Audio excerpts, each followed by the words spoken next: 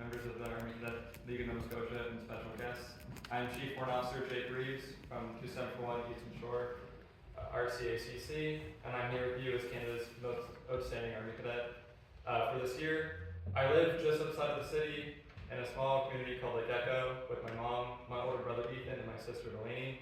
I have just completed my first year of engineering at Dalhousie University, and you can flip the slide over.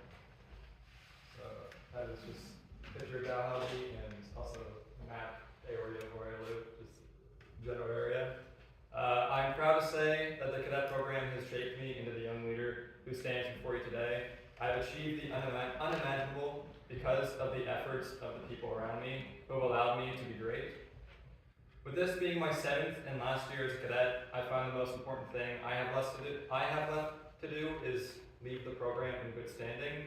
If possible, I shall also attempt to influence those who make decisions to keep the same values and goals that Army cadets should have and had pre-COVID. So first things first, I would like to take this opportunity to share my path so that you guys can get to know where my ideas and where my biases may lie and where everything comes from.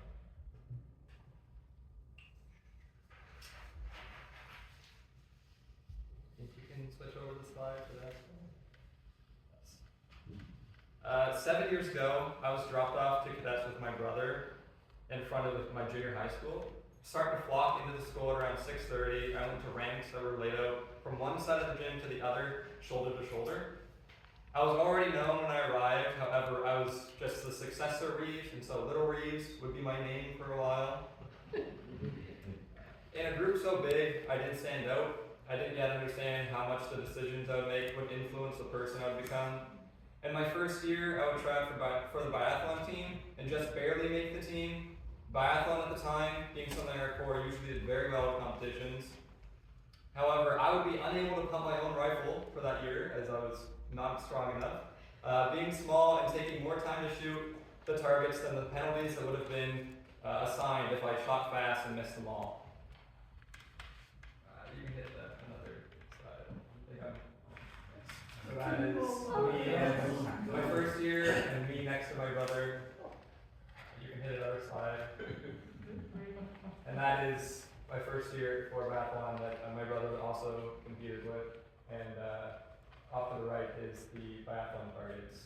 Of course, that one has one down. I don't know if I hit any that first year. Fast forward to Camp Argonauts for the summer. I would be away from my parents for the first time. During the GT course, I would find which course I'd like to pursue for the next summer. I would also find out just how much I wanted to find a position to shine. Trying for the life of me to be a shadow rank for the final parade. When failing to do so, I devoted myself to try as hard as I could every time for it. I'm going to take the test and see if you can hit this one. Yes. The second year of cadets would be slightly better than the last. I would make the biathlon team again and would even shave about 5 minutes off my time, although I still wouldn't be able to make it to provincials. A friend of mine in the same year would make it and would tell me every detail afterwards. This friend had performed better than me at the competition, but at every practice, I somehow had been better than him each time, so that was a little weird. So him telling me of his success was a reminder of where I had failed. At the ACR, I would also end up with no awards, adding a little bit more wood to the fire of trying to be noticed. So during the summer, I would do the basic expedition course, which was 3 weeks in person, and it would be where I was introduced to the Bravo Company traditions. Being all Army cadets and a smaller company, we would try to be better than all the other companies, of course. As someone in basic, we would also look at the EIs and all, as they're much bigger. Looking like fierce, crazy woods people, like cavemen reborn with a chance that we were told we would earn when we got to their place. With that came maroon shirts that had a picture of a lumberjack character in the woods and a poem of words in the back from Theodore Roosevelt. Could you hit that next one? Oh, what happened there? No, that's probably me. That is the words that were on the back. Something that I would never get to own, as the shirts would be discontinued at the exact year that I would end up going into the course, and would instead be stuck with an orange shirt that had the Argonaut logo. I was not a fan of orange. I would also lose out on doing my 5-day expedition, as on the first night we got Argo stormed, or at least that's what I call it, when you're in the field and it's thunder and lightning outside and every tent is leaking, while the senior cadets run around with duct tape trying to fix it all. It probably took less than 20 minutes of this until we were told that we were heading back up and to pack up. When the bus finally arrived, all the windows were open and every seat was soaked. We headed back into the barracks and we would stay at camp for 5 days, eating the rations we would have had to have in the field while staring at the mess hall and smelling the french fries that seemed to taunt us. Rations that now I would pay money for, as they've changed so much and they're so much better with a Twiki guy. I think you hit another one. Yes. Those are the old ones. Those ones are much better. The new ones are just a brown box. So much worse. The third year cadets was the final one before COVID. This year seems like it was 10 years ago, and the person I was seems like a small fraction of who I am now. The third year is also the one I hold very close to my heart, as is the year that I would start to succeed and could see it. During the regular cadet year, I'd be a part of the flag party, being the back right rifle, and so be roped into the drill team as well, just because flag party apparently has good drill. I would slip into the marksmanship team just barely. This would also be the year I would make it to biathlon provincials and learn and pick up a new interest in cross-country skiing, which is shown there. My first competition, although I did fall on my back, which was not fun. During the competition in PEI, I wouldn't place on my own, but I would place third in junior medals with the same friend I mentioned earlier, who ended up being the back left rifle of the flag party. You see his tiny face on that picture there.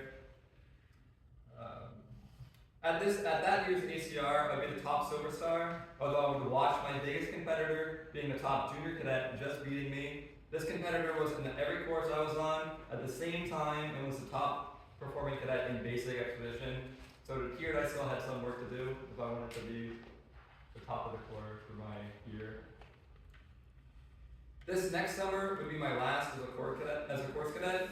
After slipping in, getting accepted to EI, after gambling on a chance to get it, as I got marksmanship instructor, that was the course I was originally offered.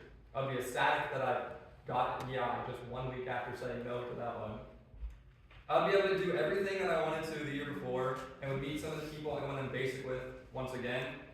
As well, be around the Brits, as they did their exchange program on our course, which was very fun.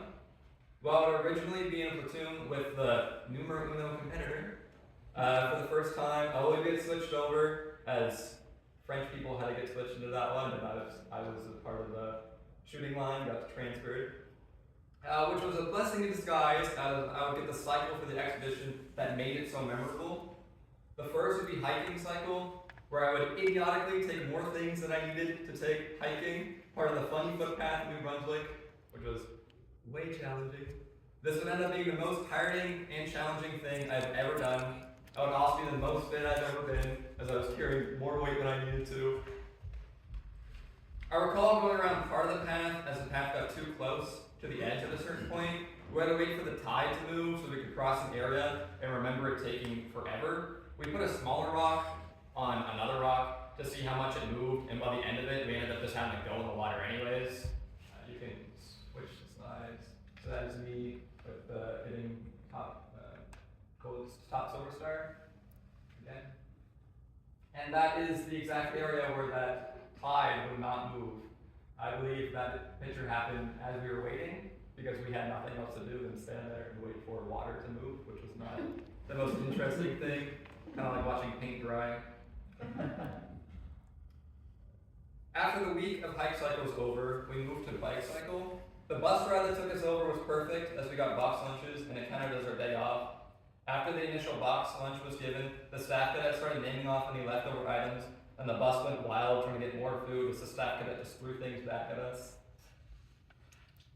The bike cycle was my greatest one, which happened after I learned how to change a tire, how the bike chains worked, and what the best strategies were for going up and downhill, especially on loose gravel, where it would make your tire spin without you moving anywhere.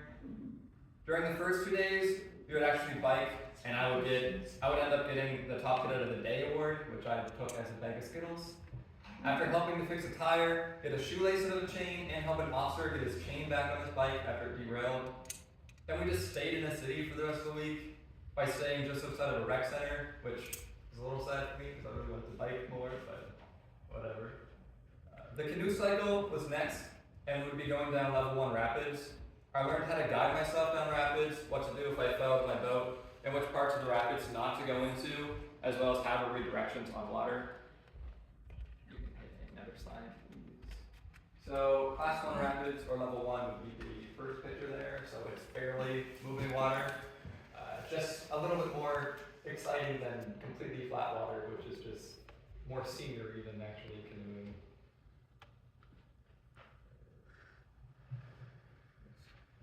This is one of my best canoe experiences of my life, and I paddled at Arena Canoe Club for 10 summers straight before this. It is and will forever be more fun than paddling on flat water. On the last day of the cycle, we had a campfire, and one of the officers had marshmallows and s'more crackers for it. The marshmallows ended up melting in his backpack though, so it was more of a marshmallow blob than it was actually marshmallows. Once bused back to the camp, we actually unloaded the equipment about 1 kilometer away from the barracks. The idea was put face paint on, maroon face paint of course, and hike into camp while doing the Bravo chants as a way to intimidate the other courses. And all good fun of course. You can hit another slide. So of course that is me trying to be intimidating, I guess, which doesn't really work for that smile that I had, but yes.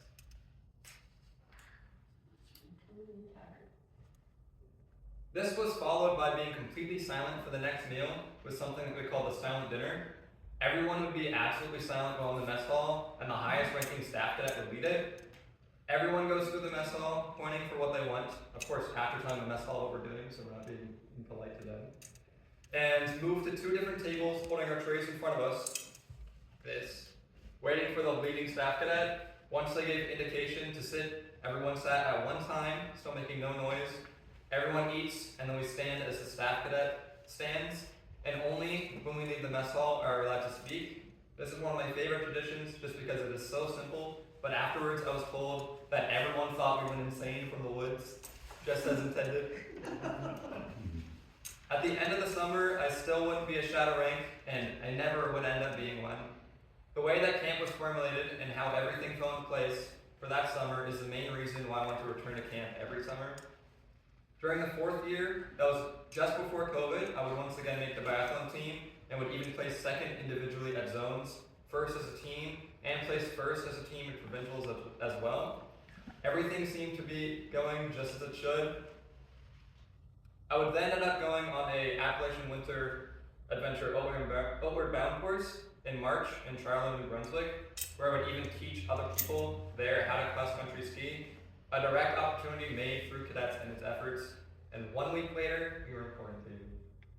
So you can hit another slide. So those are some pictures of me at biathlon provincials, and the 2 there are for outward bound course.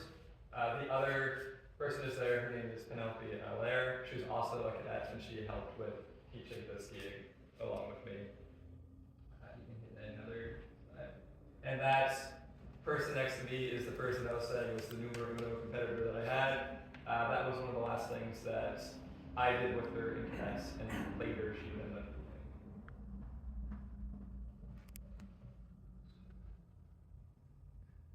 So the next part that I'm going to say, that was the whole, my story part. This next part is my experience as being the most outstanding Army cadet in general. After the COVID-19 break, my cadet corps was drastically reduced in size and had 3 mostly inexperienced warrant trying to lead the corps. This is where I believe I stepped up, filling the power gap that was left. I must have done a pretty darn good job to be standing in front of you all in my position today. I think one of the main reasons for this has been my ability to act without always waiting for approval. One of the biggest factors of a good cadet, especially an Army cadet, is the ability to improvise. Of course, not everyone can be perfect with this, but if you're a leader, you can't break down when something goes wrong or you don't know what to do. For example, during a winter FTS at Aldershot just this year, I was in charge of thinking of a night game to go outside. There was a slight problem with the speed that this was happening, and so to be original, I took a game we had done before, capture the glow stick, which is basically capture the flag with a glow stick. And I added a spin to it involving senior cadets so they could both be a part of the game and supervise. However, the instructions ended up being miscommunicated, so two sides ended up playing two different games entirely. I spent the next 20 minutes trying to get it all back in order, but the game was over by the time that actually happened. This issue, however, was only known to the senior cadets. The younger cadets would even go on to say it was their favorite part of the weekend. This is what I think has been my most recent accomplishment, the ability to improvise, to keep the structure that everything is going to plan. If those who are leading young cadets start to freak out about something, it trickles down to those who look up on us, so they will also start to freak out. So, as the most outstanding Army Cadet, I've tried to be a stable stone and be an example for my peers by overcoming and improving on my weaknesses and continue to build on my strengths. I hope that I become a role model for others, at least that's what my mom keeps telling me. As a leader, and for me to be a successful one, I've learned where and what I could delegate to those below me. Nobody will be able to become a great leader without a great supporting cast. And if you want to hit another slide, please. So, speaking of supporting cast, that person on my side is former cadet Master Officer Eisen. He was the person I went to the most for anything delegating.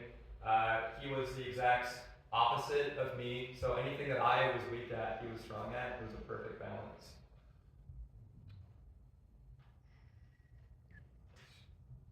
So this is a new challenge, trying to learn where the younger members of the supporting cast are capable of to create a strong team and core when I am no longer their RSM.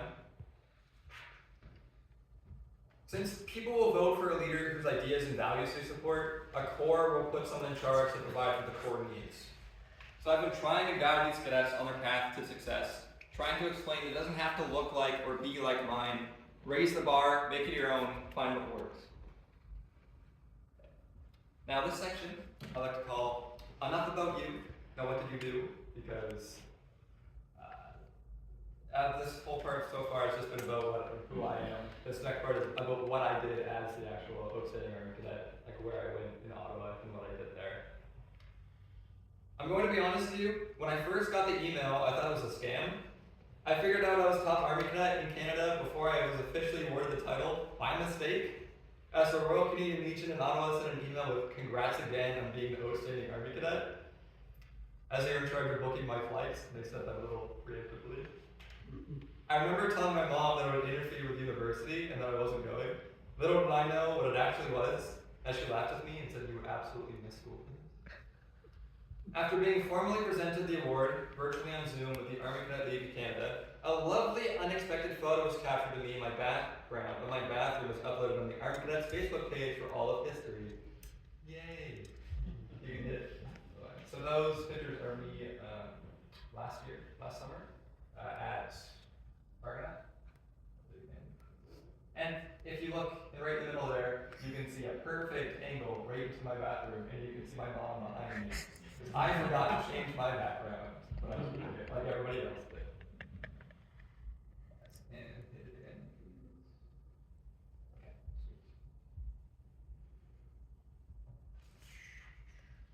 I traveled to Ottawa as a guest of the Royal Canadian Legion, Dominion Command, for a 5-day trip to participate in the National Remembrance Day ceremony, where I'd be a wreath bearer for the Vice-Regal Party at the National War Museum. The entire trip in Ottawa was amazing. I stayed at the Fairmont Chateau Laurier, ended up participating in many formal events. The first thing I did was have breakfast with our CJCR commander, Brigadier General Spicer Blanchette, who I had met at Argonaut CTC over the summer.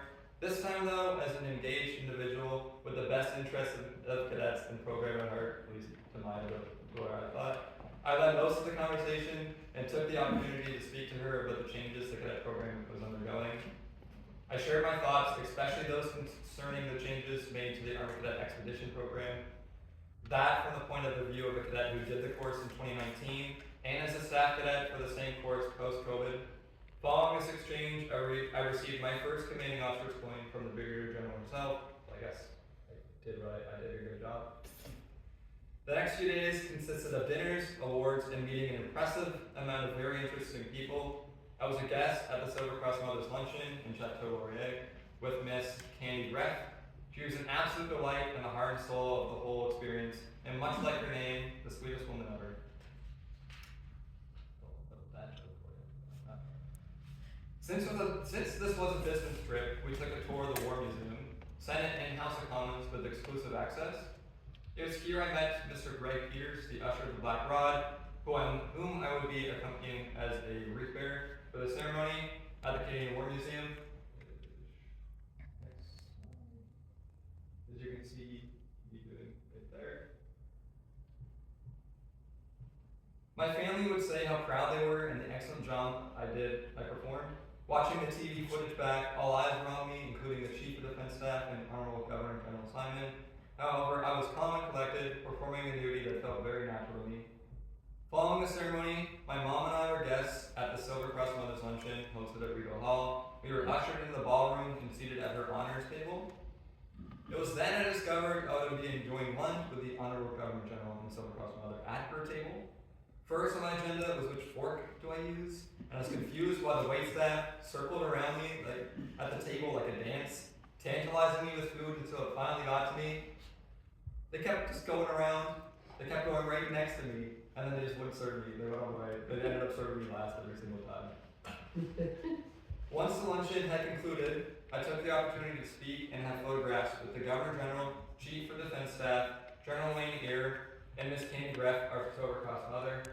As two of the pictures you can see there is in front of one of the former Governor General's paintings that actually has my father in it. Say that again? Just slightly behind us in both of those pictures is a former Governor General's painting. It's her portrait. It's one of the only ones that has multiple people in it, as she wanted her entire crew to be involved with it. And my father is actually in the painting. I won't go over the exacts for that, but if you want to know more about that, I do have an article in Esprit de Corps that goes over that in detail. I want you to emphasize that. Thank you very much. These events and a few others we did were excellent to experience. However, the real treat for me is always meeting people. The Top C and Air Cadets were both very good choices. Julian Tan, the Air Cadet, could play the piano like nobody's business. And of course, before doing so, he said that he wasn't sure if he could still play, and then busted out with some Beethoven sounding music. It was crazy. The Sea Cadet, Mackenzie Nolan, was also very respectful, and we even met up once again when I was in Toronto for a Golden State Warriors game in December. Then, of course, this April, I traveled for the second time this year going to Ottawa, which honestly seems too city for my taste. Anyway, we stayed at the Westin Hotel, just a little bit across from the Fairmont, and I'll be giving a speech about being a leader at the Army Cadet League of Canada Gala, which, of course, my mom took a video of, and you can see on her Facebook page if you want to see that speech. You can hit another slide. So those two are Julian Tan and Mackenzie Nolan. Mackenzie Nolan is the one furthest left, and Julian Tan is the one in the middle. Another slide, please. Yes. And those are